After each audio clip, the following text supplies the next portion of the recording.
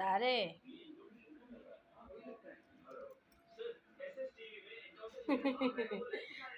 ଖାଲି ହସିଲୁ।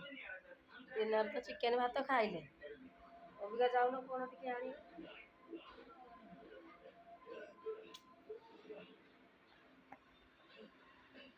ସାଙ୍ଗମାନେ କହିବେ ଦିନ 9ଟା ବେଳୁ ବସିକି ଟିଭି ଦେଖୁଛନ୍ତି, ଆସିକି ହେଲାଣି 6ଟା। ମାନେ ଏଇ ଘରୁ ଜମା ଉଠୁନାହାନ୍ତି, ଖାଲି ଯା ବାଥରୁମ୍ ଲାଗିଲେ ଯାଉଛନ୍ତି। ଯାଉନ ଗୋଟେ ରୋଲ୍ ଆଣିବ ଖାଇବା। ବସୁନ ବସ ବସ। ଗୋଟେ ରୋଲ୍ ଖାଇବାକୁ ସାଙ୍ଗମାନେ ମୋର ଭାରି ଇଚ୍ଛା ହେଉଛି, କିନ୍ତୁ ମୁଁ କହୁଛି ଯେ ଗୋଟେ ରୋଲ୍ଟେ ଆଣିବ ଖାଇବା। ଦିନ ତ ଚିକେନ ଅଣ୍ଡା ହେଇଗଲା, ସନ୍ଧ୍ୟା ଟାଇମ୍ଟା ଟିକେ ଗୋଟେ ରୋଲ୍ଟେ ଖାଇବାକୁ ମନ ହେଉଛି।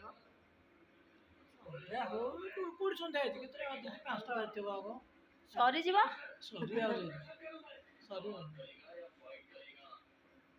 ଆପଣମାନେ ଦେଖିବେ ଆଜି ଦେଖା ସେ ଆଣୁଛନ୍ତି କି ନାହିଁ, ଦେଖିବେ।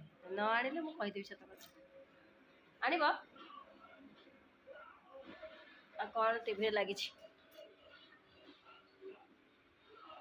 ଫାଇଟିଂଟେ ଲାଗିଛି। କ'ଣ ଦେଉଛି? କ'ଣ ଫିଲ୍ମ? ଜାଗୁଆର। ସେ କହିଛନ୍ତି ଆଣିଦେବେ ସନ୍ଧ୍ୟାବେଳେ। ଏବେ ଆମ ସମସ୍ତେ ଆସିଲେଣି ହେରି କାମରୁ। ଏ ସନ୍ଧ୍ୟା ବେଳର ଗାଁର ଦୃଶ୍ୟ ଆପଣମାନଙ୍କୁ ଦେଖାଉଛି ବ୍ୟାକ୍ କ୍ୟାମେରାରେ।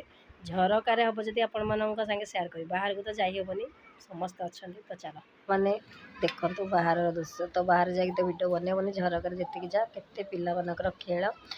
ଆଉ ଗାଁରେ ତ ପରିବେଶ ଏମିତି ହିଁ ଥାଏ, ଛୋଟ ଛୁଆଙ୍କର ମାନେ ଦୌଡ଼ା ଦୌଡ଼ି ଖେଳ ସମସ୍ତଙ୍କର। ତ ଝରକାରେ ଯେତିକି ଯା ଆସିଲା, ତ ଭୁଲ ତ ଦେଖେଇ ପାରିଲିନି।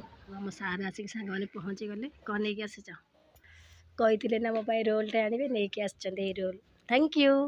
କିଟା ବେଶ, ବୁଢ଼ା ବେଶ। ଆମେ 2 ଜଣ ମିଶି ଖାଇବା ହେଲା। ମୋ ଡାଲି ଛୁଙ୍କ ଦେଇସାରେ ହେଲା। ଏଇ ଆମ ରୋଲ୍ ଆସିଗଲା ସାଙ୍ଗମାନେ। Thank you. ଆଉ ଏଇଠି ମୁଁ ଡାଲି ଛୁଙ୍କ କରିବି। ଏଇଠି ତେଲ ନେଇଯିବି, ଅଳ୍ପ ତେଲ ନେଇଗଲେ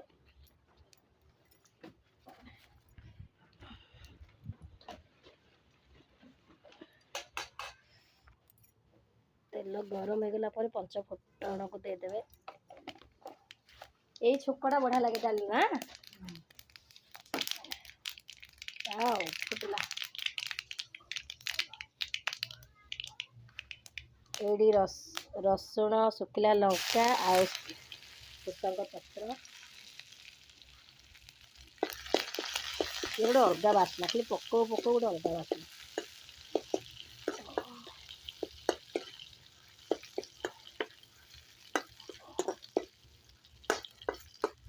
ବେଶୀ ଭାଜିଲେ ପୁଣି ପିତା ଲାଗିବ, ଅଳ୍ପ କି ହାଲକା କି ଭଜା ହବ।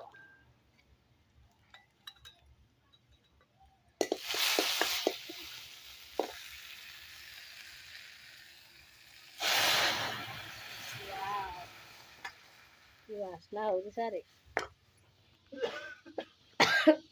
ଛିଙ୍କ ହବ, ମୁଁ ଜାଣିଥିଲି, କାହିଁକିନା ସେ ଜିନିଷଟା ସେଇଭଳିଆ। ମୁଁ ମନେ ନଥିଲା ଲୁଣ ପକେଇବାକୁ, ମୁଁ ଲୁଣ ପକେଇ ଦେଉଛି, ମନେ ନଥିଲା।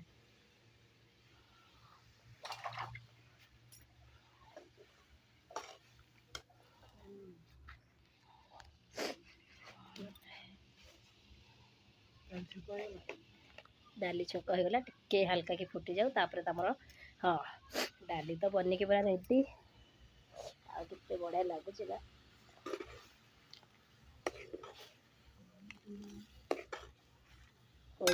ଡାଲି ରେଡ଼ି ସାଙ୍ଗମାନେ।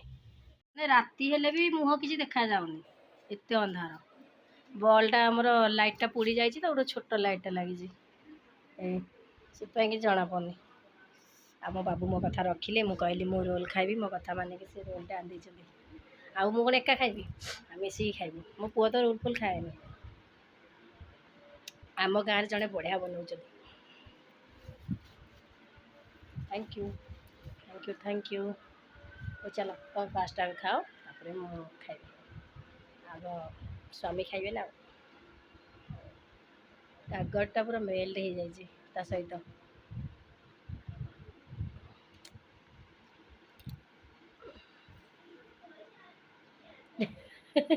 ଯଦି ଆମ ଘରେ ଲାଇଟ୍ଟା ଥାନ୍ତା ନା ସାଙ୍ଗମାନେ ବଢ଼ିଆ ଲାଗିଥାନ୍ତା, କିନ୍ତୁ ଲାଇଟ୍ ତ ନାହିଁ। ତମେ ଖାଅ ଖାଅ।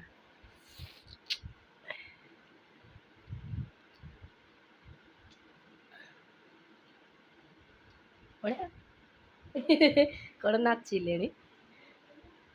ସତରେ ଆମ ଗାଁରେ ଏତେ ଗୁଡ଼ିଏ ମାନେ ମୁଁ ମାନେ ବହୁତ ଜାଗାରେ ଖାଇଛି, କିନ୍ତୁ ଆମ ଗାଁ ପରି କେଉଁଠି ଲାଗେନି। ଆଉ ସତରେ ଏତେ ବଢ଼ିଆ ସେ ବନେଇକି ଦେଉଛନ୍ତି, ପୁରା ୱାଓ ବାଲା ନା କି? ଆଉ ମୁଁ ଆଉ ବାହାରେ କେଉଁଠି ଖାଏନି, ମୁଁ ବାସ୍ ଆମରି ହିଁ ଗାଁରେ ହିଁ ଖାଏ। ମୁଁ ବାହାରୁ ଆଉ କେଉଁଠି ଖାଏ, ମୋତେ ଭଲ ଲାଗେନି ଏଇ ମାନେ ଆମ ଗାଁ ଛଡ଼ା। ମା ସବୁ ଖାଇଦେବ କି ସରିଗଲା। ମୋ ପାଇଁ କେଡ଼େଟେ ବଞ୍ଚିଲା। ଆଜି ଖାଇବି, ଆପଣମାନଙ୍କୁ ଟେଷ୍ଟ କରି କହିବି। ଏଇଟା ଭିତରେ ଚିକେନ୍ ପଡ଼ିଛି, ଚିକେନ୍ ସବୁ କିଛି ପଡ଼ିଛି, ଭେଜିଟେବୁଲ୍ ବି ସବୁ ଅଛି।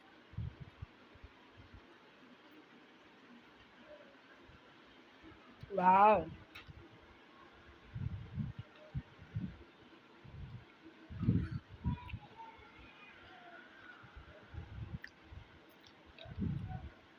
ସ୍ୱାମୀ ଯେଉଁଦିନ ଘରେ ରହିବେ, ସେଇଦିନ ଚଟପଟା ଖାଇବା, ଆଉ ସେଇଦିନ ଭଲ ଭଲ ଖାଇବା। କାଲି ବେଳେ ନ ରହିଲେ କିଏ ଆଣିକି ଦେବ? ସେ ଥିଲେ ହିଁ ସବୁ କିଛି ମିଳେ ଖାଇବା ପାଇଁ, ନହେଲେ ଖାଲି ଟାଇମ୍ ଯେତେବେଳେ କାମକୁ ଯାଆନ୍ତି କିଛି ମିଳେନି। ଯାହା ଘରେ ବନେଇକି ଖାଇବା କଥା ଆଉ। କିନ୍ତୁ ଯେତେ ବି ଘରେ ଯେତେ ବି ଯାହା କଲେ ବି ବାହାର ଜିନିଷ ଟିକେ ପାଟିରେ ନ ବାଜିଲେ ନା ସାଙ୍ଗମାନେ ଭଲ ଲାଗେନି।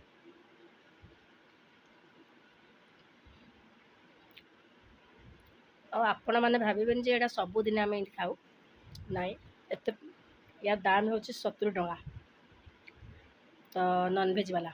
ତ ଯେହେତୁ ଆଜି ରବିବାର ଥିଲା, ଆଉ ଆଜି ବାବୁ ବି ଅଛନ୍ତି ଠିକ୍ 12ଟାରେ କିନା, ସେଥିପାଇଁ ଯେଉଁଦିନ ବାବୁ ରହିବେ, ସବୁବେଳେ ନୁହେଁ, ବାବୁ ରହିଲେ ବି ଆମେ ଖାଇବା। କେତେବେଳେ କାଁ ଭାଁ ଆଉ ଅଯଥାରେ ପଇସା ସାରିବା ବାହାର ଜିନିଷ ଖାଇଲେ ଏତେ ବି ଦେହ ପାଇଁ ଭଲ ନୁହଁ। ବାସ୍ ଯେତେବେଳେ ମଣ୍ଡା ହୁଏ କି ଯେତେବେଳେ ବାବୁ ରୁହନ୍ତି, କେବେ କେବେ ଏମିତି ଆଣିକି ଖାଇଦେବେ। ଚାଉମିନ୍, ରୋଲ୍, ସବୁ କଥା, ପକୋଡ଼ା।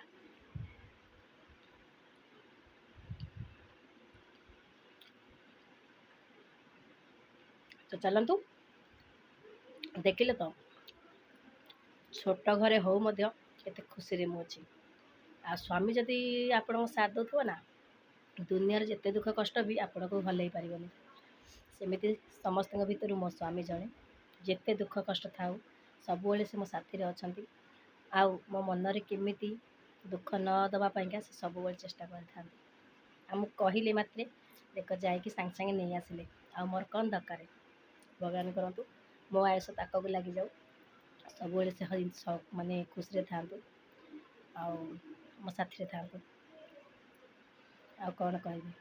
ସେ ସବୁଠୁ ମୋ ପାଇଁ ବଢ଼ିଆ ସାଙ୍ଗ, ମୋ ଭଲ ସାଙ୍ଗ, ମୋ ଭଲ ସ୍ୱାମୀ, ମୋ ସବୁ।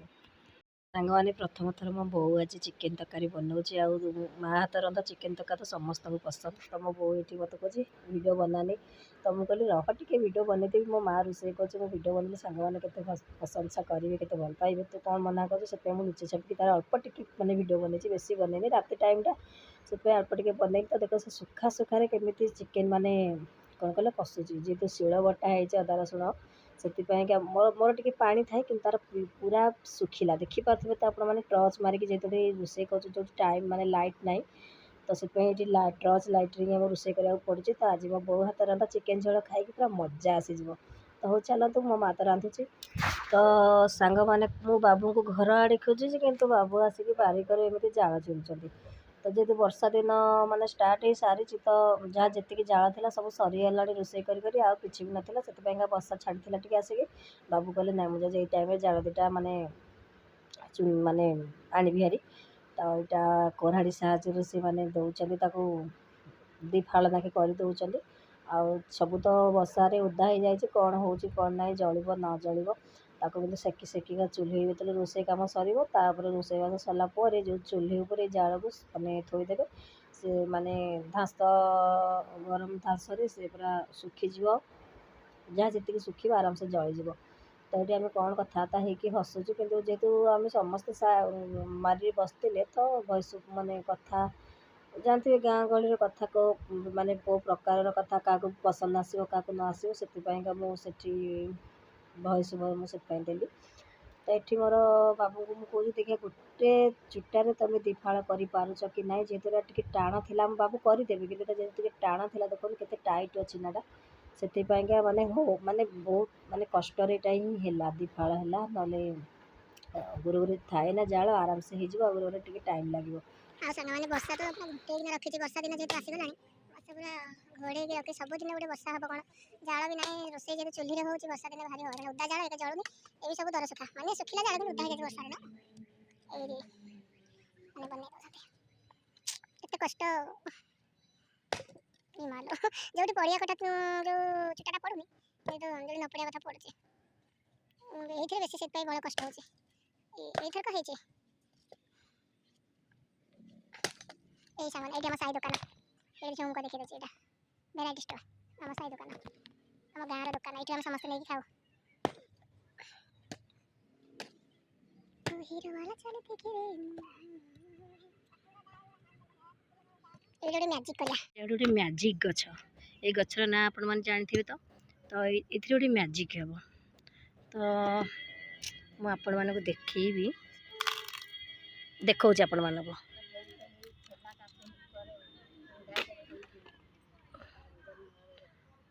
ଦେଖନ୍ତୁ ମ୍ୟାଜିକ୍ ଗଛ କ'ଣ ହେଲା, ଟିକେ ମାନେ ସାର୍ ଟିକେ ଏଇଠି କ୍ୟାମେରାଟା ଟିକେ ଧଇଲ ଧର। ତ ସାଙ୍ଗମାନେ ଏଇଟା ଗୋଟେ ମ୍ୟାଜିକ୍ ଗଛ ଆପଣମାନଙ୍କ ସାଙ୍ଗେ ଦେଖେଇବି। ଏଇଟା ଗୋଟେ ପତ୍ର ଅଛି, ସେଇ ପତ୍ରଟା ଦେଖିବେନି ମୋ ହାତରେ କେମିତି ମଥେଇବି, କେମିତି ନାଲି ହେଇଯିବ। ଏଇ ମ୍ୟାଜିକ୍ କରିବୁ, ମ୍ୟାଜିକ୍ ମୋ ବ୍ଲଡ଼ ଏଇନେ ମୋ ହାତରୁ ବାହାରିବ। ସାଙ୍ଗମାନେ ଏଇ ଗଛର ନାଁ ଆପଣମାନେ ଜାଣିଛନ୍ତି କି ନାହିଁ ମୋତେ କମେଣ୍ଟ ମାଧ୍ୟମରେ ଜଣାନ୍ତୁ। ଆଉ ଏଇ ଗଛର ନାଁ କ'ଣ, ଆଉ ଏ ପତ୍ରରେ ଏମିତି କ'ଣ ଯାଦୁ ଅଛି ଯେ ତାକୁ ଧଇଲା ମାତ୍ରେ ସେ ଲାଲ ହେଇଯାଉଛି, ପୁରା ଲାଲ ହେଇଗଲାଣି ମୋ ହାତ। ଆଉ ମୁଁ ଏଇ ମ୍ୟାଜିକ୍ଟା ଆପଣମାନଙ୍କ ସାଙ୍ଗେ ମାନେ ସେୟାର କରିଦେଲି। ତ କେତେ ହାତ ଲାଲି ହେଇଗଲା ନା। ଏଇ ଛୁଆବେଳେ ଆମେ ଏଇ ଜିନିଷ ଗୁଡ଼ା ପାଦରେ ଅଳତା କରିକି ମାନେ ଲଗାଉ, ଘରେ ତ କେହି ଅଳତା ପ୍ରାୟ ଦିଅନ୍ତିନି ସେତେବେଳେ ଛୁଆମାନଙ୍କୁ। ଆମେ ଏଇ ପତ୍ର ନେଇକି ଆମେ ପାଦରେ ଅଳତା କରିକି ହାତରେ ମେହେନ୍ଦି କରିକି ଖେଳୁ। ଭଲ ଲାଗିଲେ ଲାଇକ୍ ସବସ୍କ୍ରାଇବ୍